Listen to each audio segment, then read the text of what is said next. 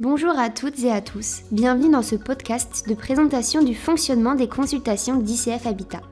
Gardez bien en tête que cela concerne tous les métiers en lien avec nos activités, que ce soit les métiers du bâtiment, de l'entretien ou encore les fonctions support administratives. Je suis aujourd'hui accompagnée de Valérie Possien, responsable achat, Anne-Gaëlle Salmon et Daniel de Oliveira, tous deux acheteurs experts. Leur rôle au sein d'ICF Habitat est de trouver des entreprises pour réaliser les travaux et l'entretien du patrimoine, de piloter les grandes familles d'achat et d'accompagner les acheteurs. Bonjour Valérie, avant de rentrer dans le vif du sujet, pouvez-vous nous présenter ICF Habitat ? Qui est-ce ? Qu'est-ce qu'on y fait ? Et quel est son rôle ? ICF Habitat est l'un des acteurs majeurs du logement en France. Nous gérons et entretenons environ 95 000 logements, à majorité sociaux, pour un total de 225 000 habitants. Filiale de SNCF Immobilier, le groupe ICF Habitat est composé de 4 entreprises sociales pour l'habitat réparties géographiquement sur tout le territoire, Novedis PM, une filiale de Property Management, et Transactif Immobilier, filiale de conseil et transactions immobilières.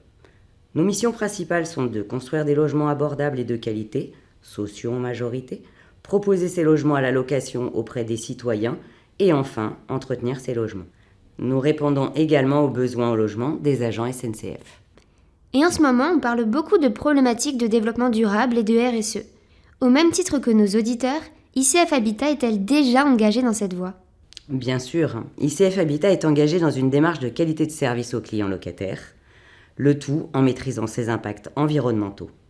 Cela passe notamment par l'intégration de critères spécifiques dans nos procédures de consultation pour assurer des achats responsables et durables.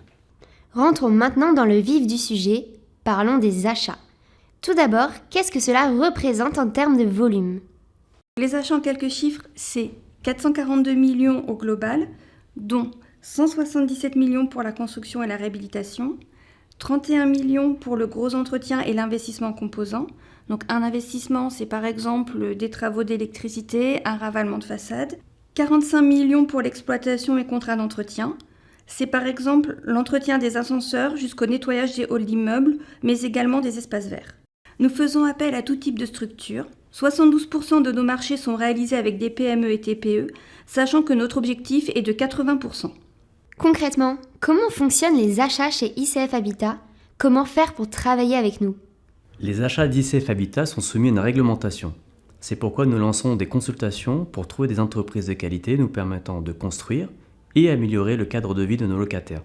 Nous avons donc besoin de partenaires de confiance, en l'occurrence vous. Mais c'est quoi une consultation ?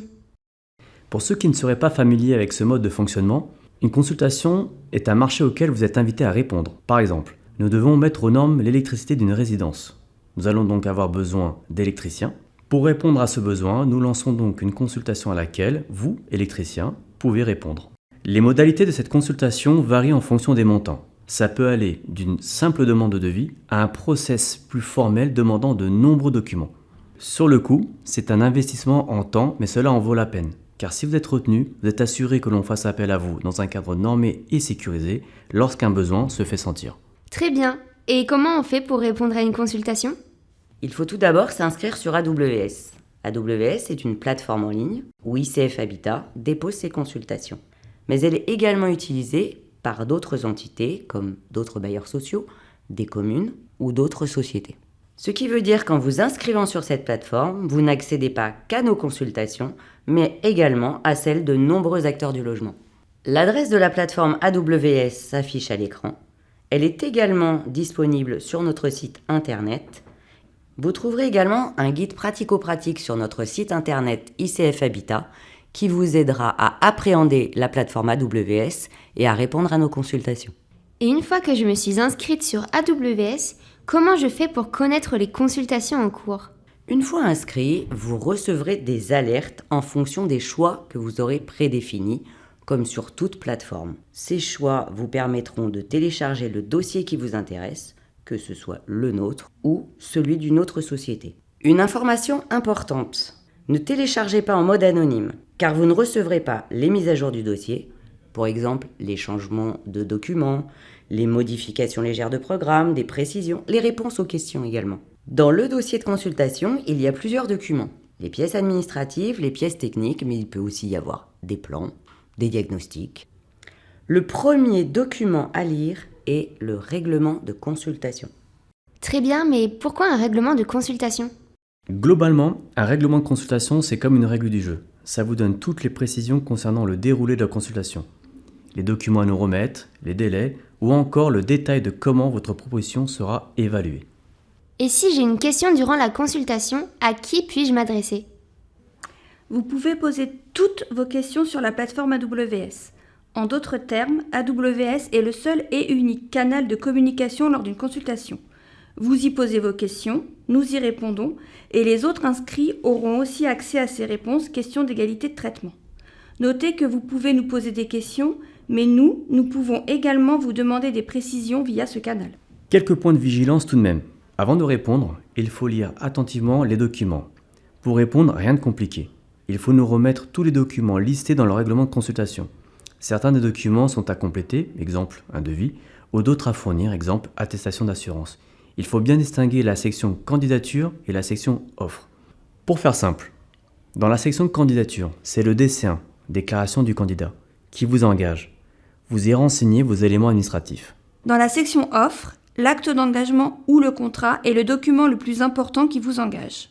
Le cahier des clauses administratives particulières, dit CCAP, c'est le document qui vous donne les règles administratives. Le cahier des clauses techniques particulières, dit CCTP, est le document qui exprime le besoin technique. Enfin, la trame de réponse technique, c'est le document qui vous permet de nous montrer votre savoir-faire. On vous y pose des questions sur vos moyens, vos méthodes, etc. Autre point de vigilance. Anticipez le moment de dépôt de votre dossier pour ne pas déposer quelques minutes avant la fin de la consultation. En effet, les plis que vous déposez sont horodatés. Et surtout, ils sont horodatés à l'heure de fin de téléchargement. Donc pour éviter toute déconvenue, pensez à déposer votre pli plusieurs heures avant la fin de consultation pour parer à tout problème technique. Information importante, si vous souhaitez faire un nouveau dépôt pour modifier ou ajouter un document, il faut remettre l'ensemble des documents car votre nouveau dépôt écrasera l'ancien. En d'autres termes, si vous souhaitez rajouter seulement un document que vous avez oublié, il faut tout retransférer.